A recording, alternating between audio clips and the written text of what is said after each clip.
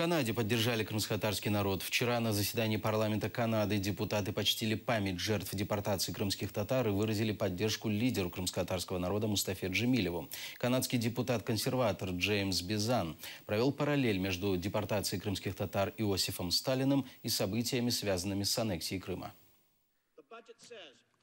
Мистер Спикер, легендарный лидер крымско-татарского народа, депутат Верховной Рады Украины сегодня в Оттаве. И мы вместе с ним хотим почтить память жертв коренного народа Крымского полуострова, который был депортирован советским тираном Иосифом Сталиным.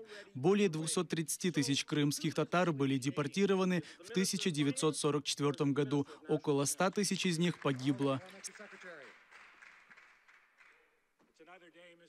Сейчас история повторяется снова. Со времени нелегальной аннексии и оккупации Крыма под мишенью президента Путина снова оказались крымские татары. Так называемые крымские власти нарушают права крымских татар, ущемляют права на свободу вероисповедания, атакуют средства массовой информации и закрывают крымско-татарские каналы. Народный парламент крымских татар был выдавлен с полуострова. Мистер Джемилева не пускают в Крым. Его сын находится в тюрьме.